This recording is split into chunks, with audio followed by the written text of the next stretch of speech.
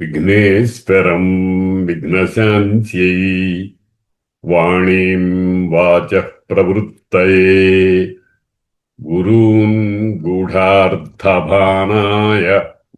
ప్రణమామి పునః పునః. జగద్గురు శ్రీచరణారవిందాభ్యాం నమః. ఓం శన్నో మిత్రः శం వరుణః శన్నో భవత్వర్యమా శన్న ఇంద్రో బృహస్పతిః శన్నో విష్ణురుక్రమః.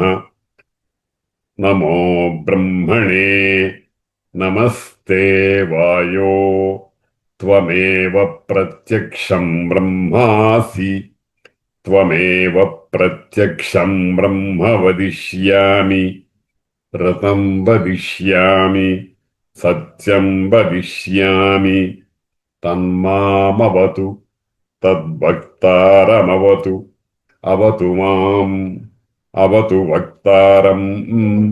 ఓం శాంతి శాంతి శాంతి. ఓం సహనావతు సహనౌ భునక్తు సహ వీర్యంకరవావహై తేజస్వినావధీతమస్తు మా విద్విషావహై. ఓం శాంతి శాంతి శాంతి. మనం మహానారాయణ ఉపనిషత్తులో మొదటి పాదంలో రెండవ అనువాకంలో దుర్గా సూక్త మంత్రాలని చూస్తున్నాం. ఇందులో చాలాసార్లు అనుకున్నాము, దుర్గాదేవి అగ్ని దేవి రెండు వేరు వేరు కావు. అగ్నియే దుర్గ, దుర్గయే అగ్ని. పేరు భేదమే గాని తత్వభేదం లేదు. వెనుకటి మంత్రంలో, వెనుకటి పాఠంలో ప్రత్నోషికమీడ్యో అధ్వరేషు సనాచ్చహోతానవ్యచ్చ సత్సి స్వాంచాగ్నే తనువం పిప్రయస్వ అస్మభ్యం చ సౌభగమాయజస్వ అనే మంత్రాన్ని చూశాం. తరువాత గోభిర్దుష్టమయుజో నిషిక్తం తవేంద్ర విష్ణోరనుసంచరేమ నాకస్య పృష్ఠమభిసంవసానో వైష్ణవీం లోక ఇహమాదయంతాం అనే మంత్రం ఈ దుర్గా సూక్తము లేకపోతే అగ్ని సూక్తము అనేటువంటి వాటిలో చివరి మంత్రం. గోభిః దుష్టం అయుజః నిషిక్తం తవ ఇంద్ర విష్ణోః అనుసంచరేమ నాకస్య పృష్ఠమభిసంవసానః వైష్ణవీం లోక ఇహమాదయంతాం. ఇది స్థూలంగా మంత్రంలో ఉండేటువంటి పదాల విభాగం. గోభిర్జుష్టం అయుజః నిషిక్తం ఉపేంద్ర. ఇంద్ర అంటే వేదవా మంత్రాల్లో ఇంద్ర శబ్దం పరమాత్మవాచకం. ఇంద్రుడు అంటే మనకు పురాణాల్లో వాటిల్లో పూర్వదిక్కుకి అధిపతి అయినటువంటి, సర్వదేవత అధిపతి అయినటువంటి మహేంద్రుడు అని పురాణాల్లో ప్రధానంగా ఆ అర్థం తీసుకున్నారు. కానీ వేదమంత్రాల్లో ఇంద్ర శబ్దం పరమాత్మవాచకమై, ఇంద్ర అంటే పరమ ఐశ్వర్యయుక్తుడు అని అర్థం. ఇది పరమైశ్వర్యే అని ఒక ధాతువు సంస్కృతంలో ఉంది. దాని నుంచి ఇంద్ర, ఇంద్రియం మొదలైన రూపాలు ఏర్పడ్డాయి. ఇంద్ర ఓ పరమాత్మ, గోభిః గోవుల చేత సేవింపబడేటువంటి, నిషిక్తం అమృతధారలతో తడుపబడినటువంటి, అయుజః పాపాల దుఃఖాల అనుభవం లేనటువంటి విష్ణో సర్వవ్యాపకుడైనటువంటి భగవంతుని సంబంధించిన తవ నీ నిన్ను నీకు సంబంధించినటువంటి దారిలో అనుసంచరేమ అంటే నీ దారిలో మేం కూడా అడుగులో అడుగు వేసుకుంటూ ఆవు వెనకాల దూడ ఏ రకంగా అయితే వెళుతూ ఉంటుందో ఆ విధంగా అనుసంచరేమ అంటే మేము నిన్ను సేవించుకుంటూ సేవకుల్లాగా అనుచరుల్లాగా నీ అడుగులో అడుగు వేసుకుంటూ వెడతాము అని ఈ మంత్రంలో ప్రధానమైనటువంటి వాక్యం. ఎవరిని? ఇంద్రుణ్ణి ఉద్దేశించి అంటున్నారు.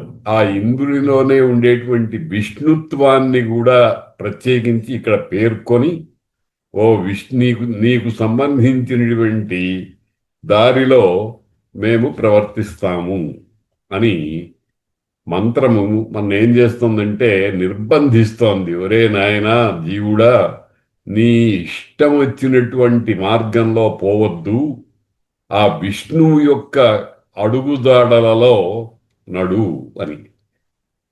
అయితే మనకు సాధారణంగా ఒక సందేహం వస్తుంది, విష్ణువు గారు ఎక్కడున్నారండి, మనకెక్కడ కనపడతాడండి, ఆయన మహానుభావుడు, మహాత్ముడు, సర్వదేవత అధిపతి, అటువంటి ఆయన ఎక్కడి నుంచి వస్తాడు మన దగ్గరికి?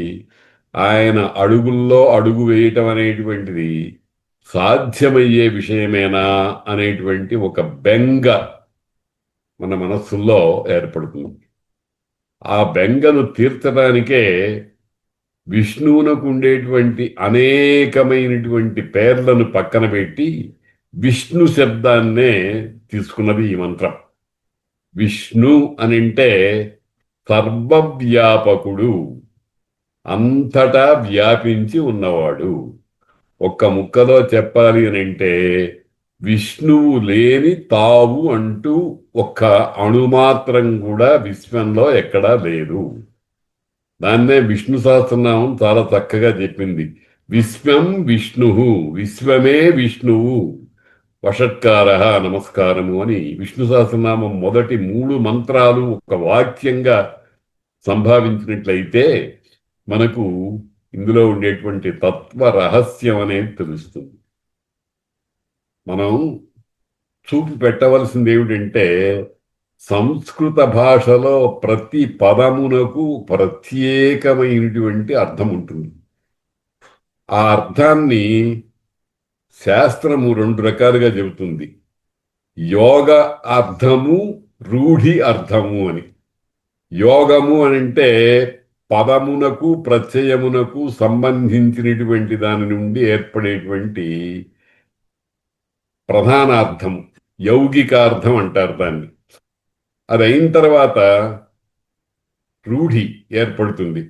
అంటే ఈ పదము ఈ అర్థంలో పాతుకుపోతుంది. ఇప్పుడు విష్ణు అనే శబ్దమే ఉందనుకోండి, విష్ణువు అంటే సర్వవ్యాపకుడైనటువంటి పరమాత్మ. ఎందుకనంటే విషులు వ్యాప్తవు అనేటువంటి ధాతువు నుంచి ఒక ప్రత్యయం చేరితే విష్ణు శబ్దం ఏర్పడింది. అంతటా వ్యాపించి ఉండేవాడు. అటువంటిదే ఆత్మ శబ్దం కూడా. ఆత్మ అనేదానికి కూడా అత సాతత్యగమనే అనే ధాతు ఉంది. ఎప్పుడూ చైతన్యభరితమై ఉండటము అనే అర్థంలో అతధాతువు లోకంలో వ్యాకరణ శాస్త్రంలో ఉంది. కాబట్టి ఆత్మ అంటే అంతటా వ్యాపించి ఉండేది. విష్ణువు అంటే అంతటా వ్యాపించి ఉండేటువంటి పరమాత్మ తత్వము.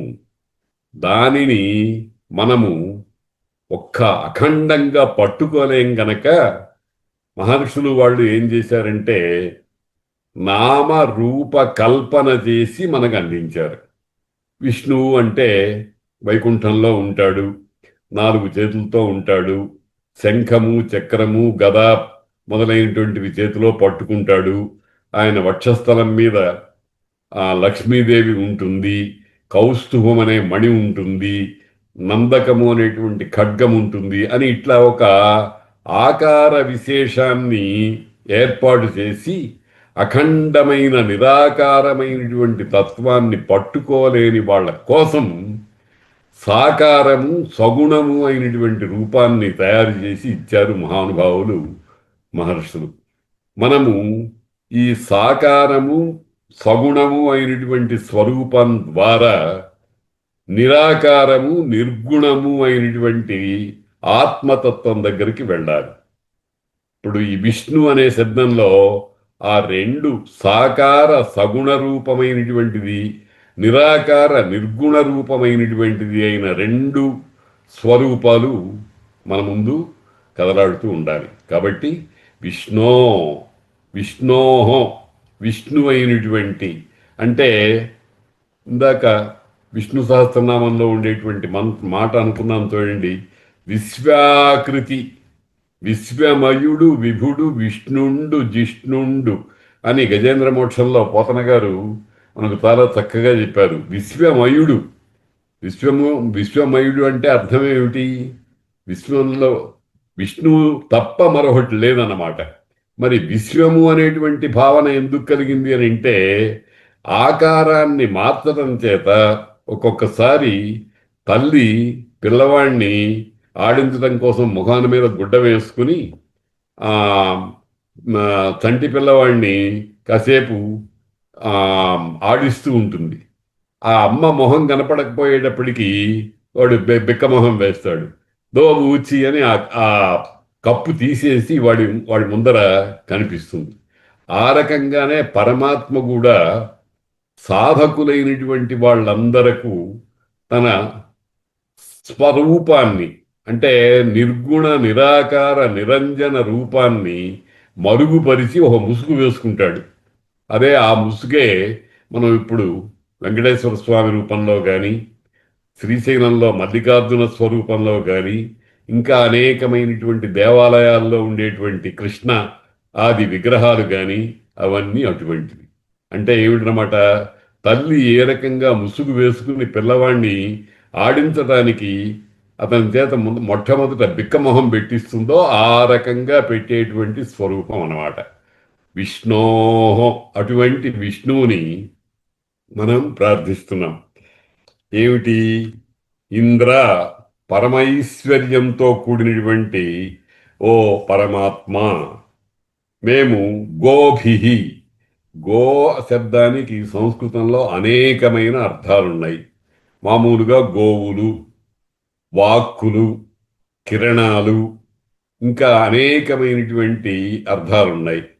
ఇది ఉపనిషత్తు కనుక మనము 4 పాదాలు కలిగినటువంటి గోవుల ద్వారా కిరణాలు వాక్కులు అనేటువంటి అర్థాలు అంటే మన మామూలుగా కనిపించేటువంటి ఆవులనే వాక్ స్వరూపంగా భావించి, వాక్కుల స్వరూపంగా భావించి గోభిహి అంటే వాక్కుల చేత గోవుల చేత సేవింపబడేటువంటి నిషిక్తం.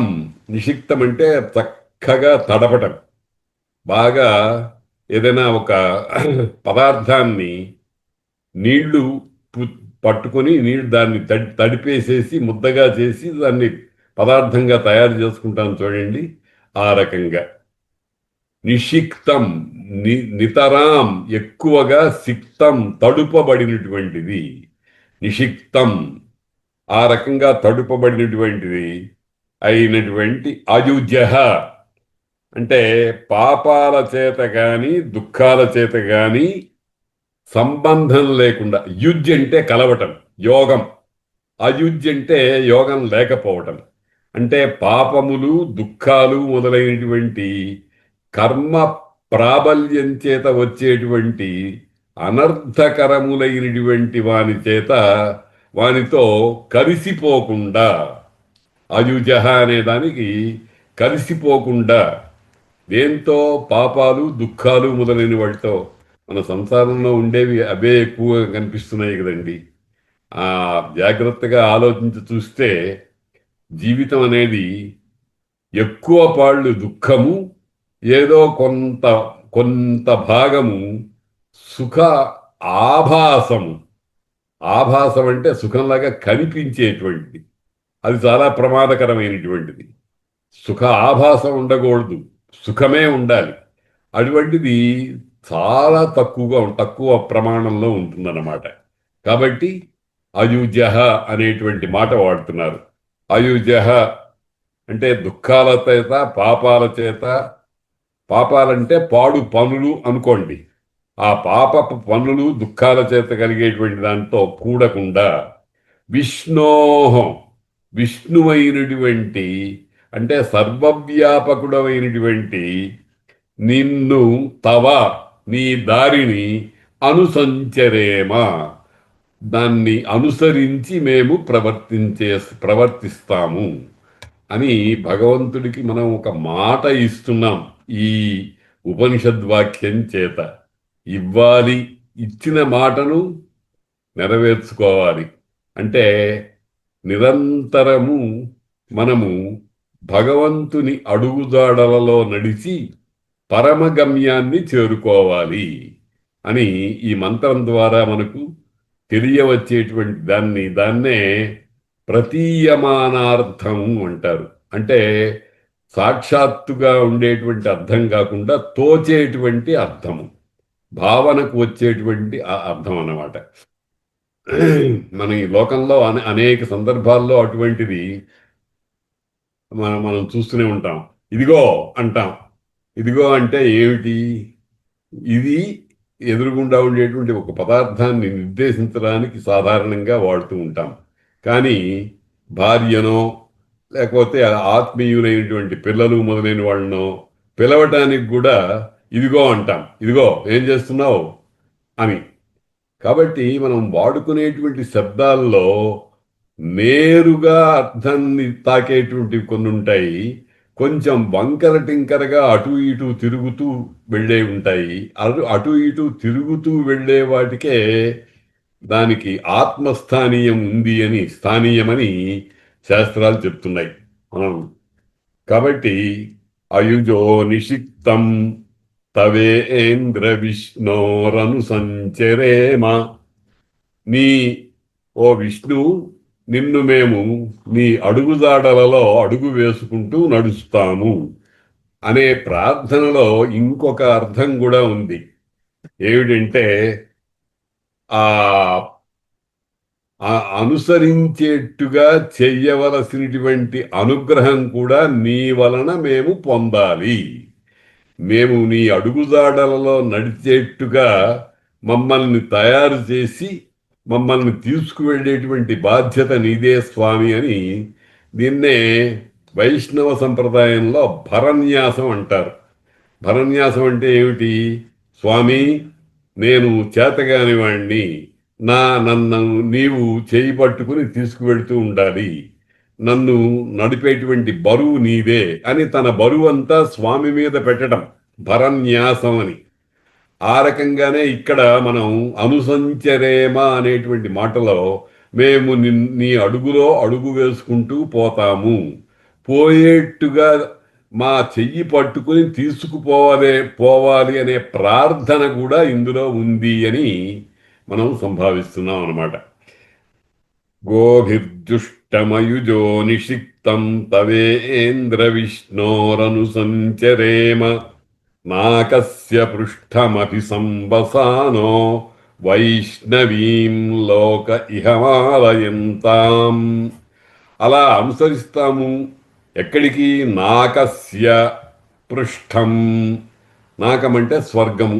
స్వర్గం అంటే మామూలుగా మనం ఏదో సుఖలోకము, మన పైన భూలోక, భువర్లోక, స్వర్లోక ఇట్లా ఉన్నాయని అనుకున్నామే, అందులో ఒక లోకము అని మామూలుగా పౌరాణికమైనటువంటి అర్థం. కానీ ఇక్కడ స్వర్గము అంటే సుఖానంద నిలయము అని అర్థం. ఆనందానికి స్థానమైనటువంటిది. ఆ ఆనందము పరమానందమైన స్థానం ఏదండి? పరమాత్మ సన్నిధానమే.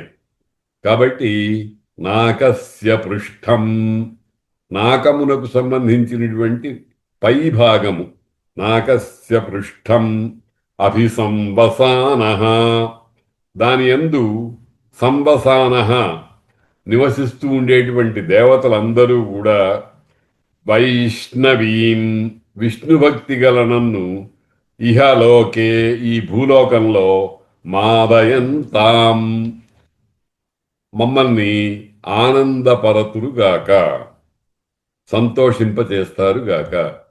అంటే విష్ణువు కంటే భిన్నంగా కొంతమంది దేవతలు అనేటువంటి వాళ్ళని సంభావన చేసి, మరి మహర్షులందరూ కూడా అందరూ పరమ ప్రయోజనాన్ని ఒకేసారి ఒకే రకంగా అందుకోలేరు గనక అందుకని ఇతర దేవతల్ని కూడా ఏర్పాటు చేశారు.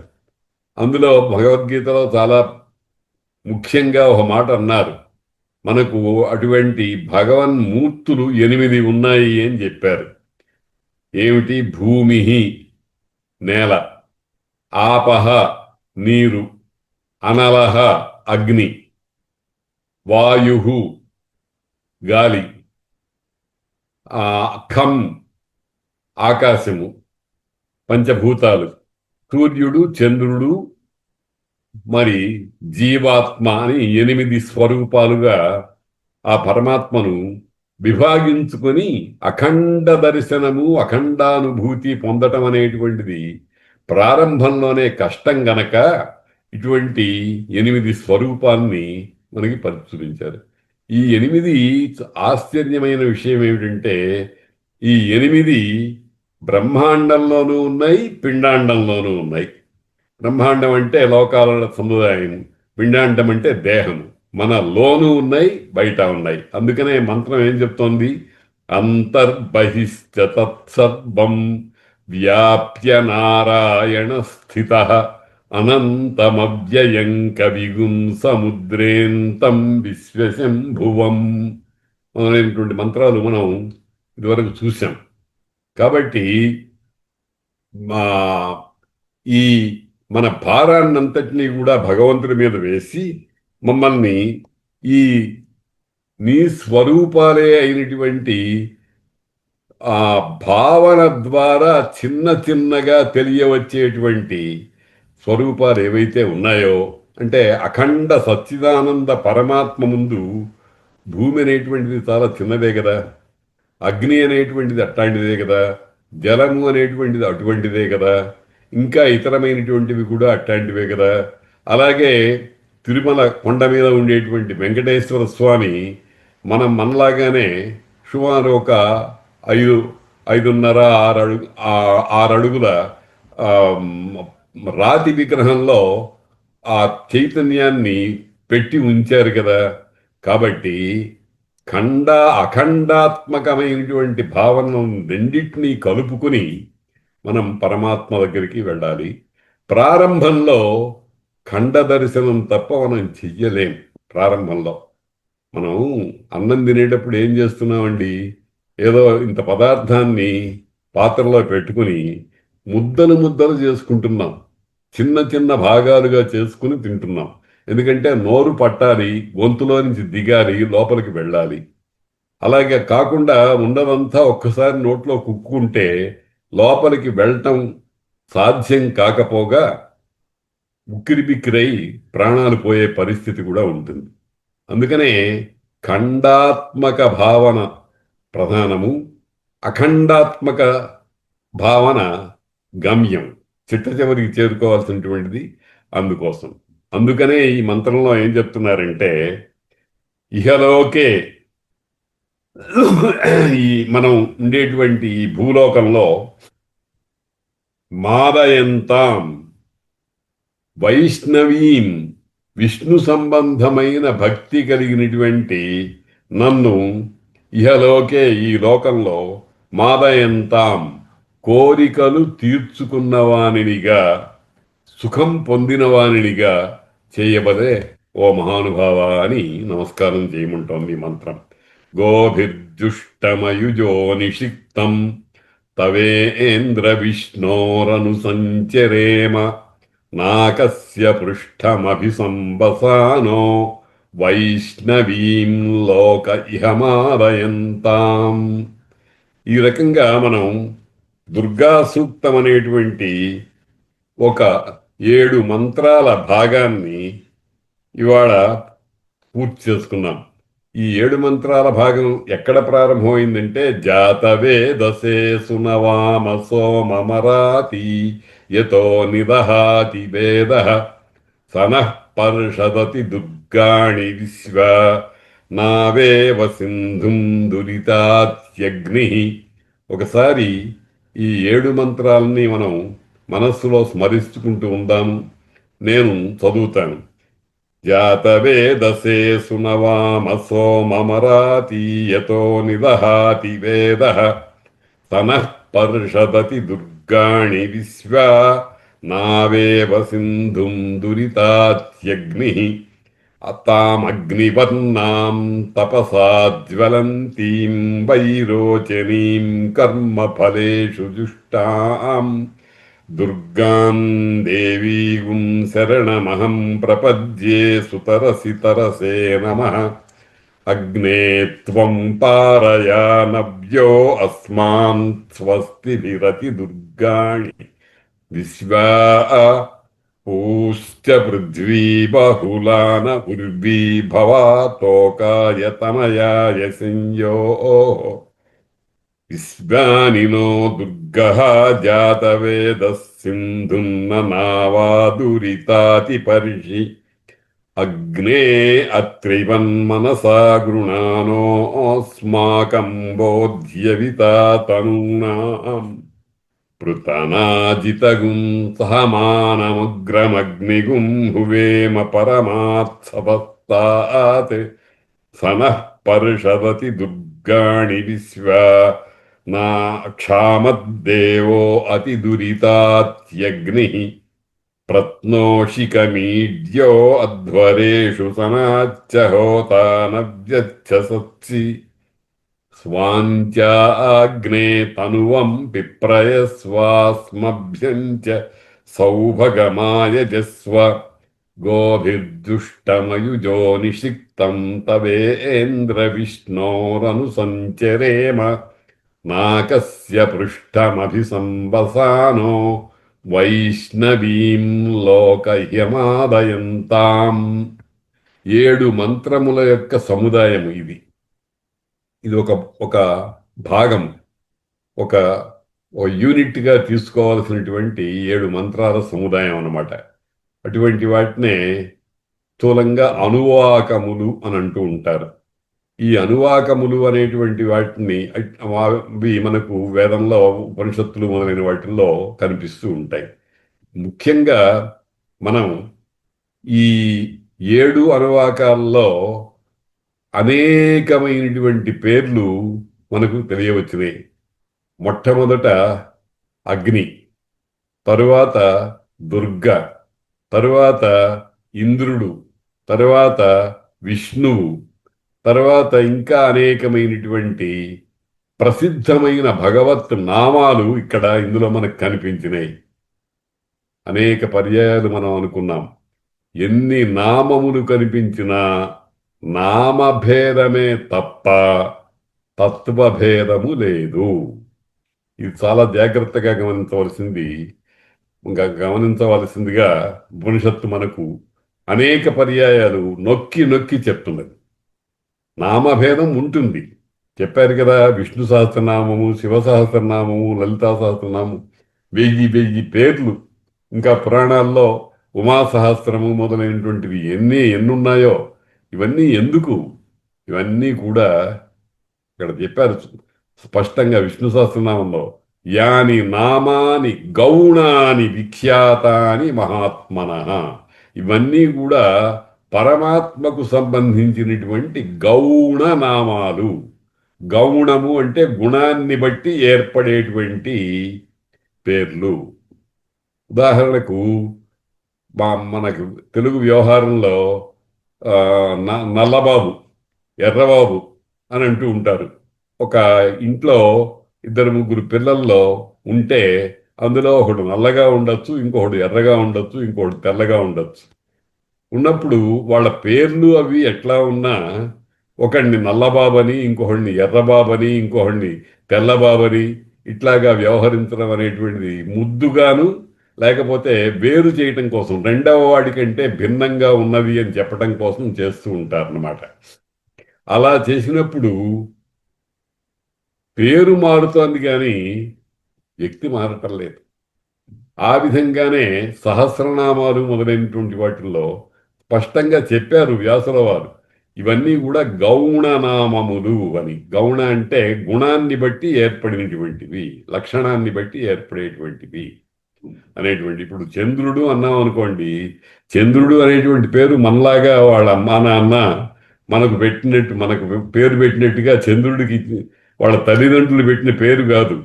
చంద్రుడు అని అంటే ఆహ్లాదాన్ని కలిగించేవాడు అని అర్థం. చెదిర్ ఆహ్లాదనే అని సంస్కృతంలో ఒక ధాతు ఉంది, చెది. చెది అనేది ఈ అనేటువంటి చివర అక్షరం ఉంటే మధ్యలో నకారం వస్తుంది, చెది చంద్ర అవుతుందన్నమాట. కాబట్టి చంద్ర అంటే ఆహ్లాదకరుడు. మనము లోకంలో మన పిల్లవాడికి పూర్ణచంద్రరావు అని పేరు పెట్టామనుకోండి, ఈ పూర్ణచంద్రరావు ఆకాశంలో బింబరూపంలో కనిపించేటువంటి చంద్రుడిలాగా మనని ఆహ్లాదపరచాల్సినటువంటి పనేం లేదు వాడికి, మనం అపేక్షించడం కూడా తప్పే. కాబట్టి గౌణనామములలో గుణాన్ని బట్టి ఏర్పడినవి అని చెప్పాలి. అందుకనే ఇక్కడ ఈ మంత్రంలో 7 మంత్రాల్లో పరమాత్మకు పరంగా ఇంచుమించు 7-8 పేర్లున్నాయి. జాతవేద అనే పేరు కూడా ఉంది, ఇక్కడ వాడారు. జాతవేదుడు అంటే అగ్నికే మరొక పేరు. అగ్ని అనే పేరుంది, దుర్గా అనే పేరుంది, మరి ఇంద్ర అనే పేరుంది, విష్ణు అనే పేరుంది. ఇట్లాగా అనేకమైనటువంటి పేర్లు ఉన్నా ఇవన్నీ పర్యవసానంలో పరమాత్మవాచకాలే అనేటువంటి విషయాన్ని మనం మర్చిపోకూడదు. ఎందుకంటే ఇదేదో ఎవడో మామూలు వ్యక్తి రాసినటువంటి ఒక కావ్యం లాంటిది కాదు. ఇది పరమాత్మ సాక్షాత్తుగా అపౌరుషేయమైనటువంటి వేదము గనక, వేదము అనేటువంటి దానికి ఇష్టప్రాప్త్యనిష్ట పరిహారయో యో అలౌకికముపాయం వేదయతి స వేద అని నిర్ణయం చెప్పారు గనక, కాబట్టి మనకు ఇష్టాన్ని పొందించడానికి, అనిష్టాన్ని తొలగించడానికి ఏర్పడినటువంటి వాంగ్మయ స్వరూపమైనటువంటి పరమాత్మయే శబ్ద బ్రహ్మము గనక దీనిలో ఇటువంటి విశేషార్థాన్ని మనం తప్పనిసరిగా గ్రహించాలి. ఇప్పుడు ఈ 7 శ్లోకాల విభాగము అనేటువంటిది, దీన్ని లౌకికంగా దుర్గా సూక్తము అని అంటారు, అగ్ని సూక్తము అని కూడా అనుకోవచ్చు, లేకపోతే పరమాత్మ స్థితిగతులను మనకు చక్కగా చెప్పేటువంటిది అని సంభావన చేయొచ్చు. చాలా ఉత్తమోత్తమైనటువంటి మంత్రముల సముదాయము ఇది. దాన్ని మనం మనస్సులో పెట్టుకుని ఉపాసన చేస్తూ గమ్యానికి చేరుకునే ప్రయత్నం చేయాలన్నమాట. తర్వాత మంత్రానికి వెళదాం. భూరగ్నయే భూరన్నమగ్నయే పృథివ్యై స్వాహా భువోన్నం వాయవేంతరిక్షాయ స్వాహా సువరన్నమాదిత్యాయ దివే స్వాహా భూర్భువస్సువరన్నం చంద్రమసే దిగ్భ్య స్వాహా నమో దేవేభ్యః స్వధా పితృభ్యో భూర్భువస్సువరన్నమోం. ఇది మనం మామూలుగా యజ్ఞాలు మొదలైనవి చేస్తూ ఉంటాం. ఈ యజ్ఞాల్లో కామ్య యజ్ఞాలు అని కొన్ని ఉన్నాయి. కామ్యము అని అంటే ఏదో ఒక ప్రత్యేకమైనటువంటి లాభం కోసం, ప్రత్యేకమైనటువంటి ప్రయోజనం కోసం చేసేటువంటి యజ్ఞాలు కామ్యములు. దశరథ మహారాజు సంతానం కోసం అశ్వమేధయాగం చేసి తరువాత పుత్రకామేష్టి అనేదాన్ని కూడా చేశాడు. పుత్రకామ ఇష్టి, పుత్రులు కావాలి అనేటువంటి కోరికతో చేసేటువంటి యజ్ఞము పుత్రకామేష్టి. అటువంటి పుత్రకామేష్టి చేశాడు, దాన్ని కామ్య యజ్ఞము అని అంటారు. అలాగే మానవుడు లౌకికమైనటువంటి ప్రయోజనాలని ముందర పొంది పరమార్థం దగ్గరికి వాటి సహాయంతో వెళ్ళాలి గనక కామ్యయజ్ఞములు సర్వదా త్యాజ్యములు కావు, వదిలిపెట్టదగినవి కావు. కానీ ఫలమును బ్రహ్మార్పణ బుద్ధితో చేస్తే అది నిష్కామ కర్మ అవుతుంది. అందుకని ఈ కామ్యకర్మలలో ఉపయోగించేటువంటి కొన్ని మంత్రాలను ఇక్కడ మనకు పరిచయం చేస్తున్నారు. అందులో ఒక 5 మంత్రాలు ఇక్కడ మనకు కనిపిస్తున్నాయి. భూరన్నమగ్నయే పృథివ్యై స్వాహ. భూ అనేటువంటి పదంతో ప్రారంభమైనటువంటి దాని చేత చెప్పబడేటువంటి పరమాత్మ ఎవరైతే ఉన్నాడో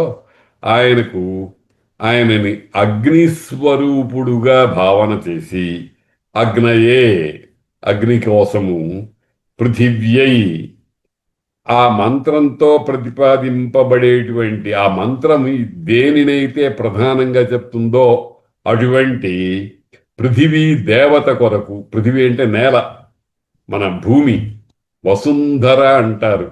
అనేకమైనటువంటి పేర్లున్నాయి భూదేవికి సంస్కృతంలో. భూమి రచల అనంత రస విశ్వంభర స్థిర ఇత్యాది పేర్లు చాలా చాలా ఉన్నాయి.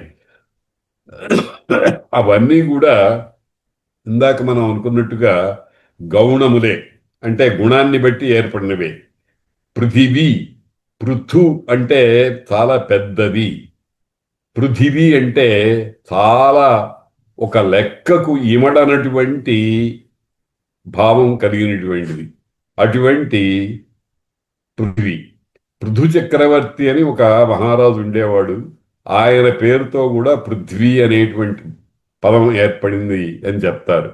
పృథ్వీ అనేటువంటి పృథు మహారాజు ఈ నేల అంతా కూడా భయంకరంగా ఎగుడు దిగుళ్ళుగా రాళ్లతో, రప్పలతో, కంచెలతో, ముళ్లతో, కంటకాలతో నిండి ఉంటే తన వింటి కొప్పుతో, అంటే ధనుస్సు చివరి భాగంతో అలా అలా రాళ్లనన్నిటినీ కూడా పెకలించి భూమిని ఉర్వరను చేశాట. ఉర్వర అంటే సర్వసస్యాఢ్య అంటారు. అంటే అన్ని పంటలతో చాలా గొప్పదైనటువంటి దానిని ఉర్వర అంటారు.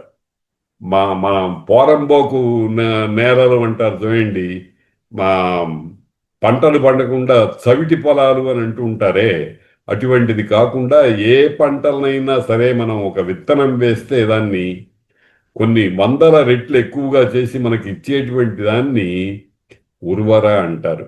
కాబట్టి అటువంటి సర్వసస్య ఆఢ్య అయినటువంటి పృథివీ దేవతను ఉద్దేశించి మేము యజ్ఞంలో ఈ చెరువు అంటే ఒక విధంగా వండినటువంటి అన్నము, ఆజ్యము మొదలైనటువంటి పదార్థముతో కూడినటువంటి దాన్నే హోమద్రవ్యం అంటారు. ఆ హోమద్రవ్యాన్ని మేము సమర్పించున్నాము. భూ అగ్నం అన్నం అగ్నయే పృథివ్యై స్వాహ. ఈ భూహు అనేటువంటి మంత్రం చేత ఎవరినైతే మనం తెలుసుకోదలుచుకుంటున్నామో అటువంటి అగ్నిదేవత అనేటువంటి దానికి పృథివ్యై, ఆ అగ్నిదేవతకు ఆధారభూతమైనటువంటి భూమి అనేటువంటి దేవతకును అన్నము అనే పదార్థాన్ని మంత్రపూర్వకంగా స్వాహాకారంతో సమర్పించుకుంటున్నాము. నమః, స్వస్తి, స్వాహ, స్వధ, స్వాహ అని 4 రకాలైనటువంటి సమర్పణ వాచకాలు ఉన్నాయి. అంటే మనం ఇచ్చేదాన్ని దేవతలను ఉద్దేశించేటప్పుడు నమశబ్దం కొంతమందికి వాడాలి, స్వధా శబ్దం కొంతమందికి వాడాలి, స్వాహా శబ్దం కొంతమందికి వాడాలి, ఇట్లా వషట్ శబ్దం కొంతమందికి వాడాలి, బౌషట్ అనే శబ్దం కొంతమందికి వాడాలి. వీటికన్నిటికీ కూడా వ్యాకరణ శాస్త్రము, నియామక సూత్రాలు ఉన్నాయన్నమాట. అగ్నికి స్వాహ అనేటువంటి శబ్దంతో మనం నెయ్యి మొదలైనటువంటి హోమ పదార్థాన్ని సమర్పించాలి. అగ్నయే స్వాహ, ఇంద్రాయ స్వాహ, వరుణాయ స్వాహ అని దేవతలకు స్వాహా శబ్దంతో మనం ఆద్య భాగాన్ని ఇస్తూ ఉండాలి.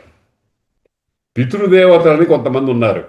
మన చనిపోయినటువంటి తల్లిదండ్రులు మొదలైనటువంటి వాళ్ళు కాకుండా పితృదేవతలు అని చాలామంది కొంతమంది ప్రత్యేకమైనటువంటి పేర్లతో ఉన్నారు. విశ్వే దేవతలు అని కూడా అంటారు వాళ్ళని. విశ్వులు దేవతలు అనేటువంటి పేరుతో ఉండేటువంటి వాళ్ళు, వాళ్ళని పితృదేవతలు అంటారు. ఆ పితృదేవతలకు మనం హోమ పదార్థాన్ని సమర్పించేటప్పుడు స్వధ అనే శబ్దాన్ని ఇవ్వాలి. స్వధ అంటే ఇస్తున్నాను, గ్రహించు అని ప్రార్థించడమే. కానీ పేరులో తేడా ఉంటుంది. ఇప్పుడు లోకంలో కూడా చూడండి, ఒక ఏగో దోమో చస్తే చచ్చింది అని అంటాం. అదే మనుష్యుడు మనకు తెలిసిన వాడు చనిపోతే చనిపోయాడు అని అంటాం. పెద్ద పెద్ద మహానుభావులు మొదలైనటువంటి వాళ్ళు ఎవరన్నా వెళ్ళిపోతే స్వర్గస్థుడైనాడు అంటాం. మా ఇంకా జగద్గురువులు లాంటి వాళ్ళు ఎవరైనా దేహాన్ని వదిలిపెట్టేస్తే దాన్ని బ్రహ్మీభూతులైనారు అంటారు. వీటన్నిటికీ తాత్పర్యం ఒకటే, కానీ వాళ్ళ వాళ్ళ తత్వ భేదాన్ని బట్టి నామభేదాలు ఏర్పడుతూ ఉంటాయి. కాబట్టి ఇక్కడ ఈ స్వధా శబ్దం, స్వాహా శబ్దము అగ్ని మొదలైనటువంటి దేవతలకు సంబంధించినటువంటి గనక స్వాహ అంటున్నాం. భూరన్నమగ్నయే పృథివ్యై స్వాహ అని ఇవాళ ఈ మంత్రం దగ్గర ఆపుకొని తర్వాతి మంత్రాలన్నీ వచ్చే క్లాసులో చెప్పుకుందాం. ఇవాళకి స్వస్తి.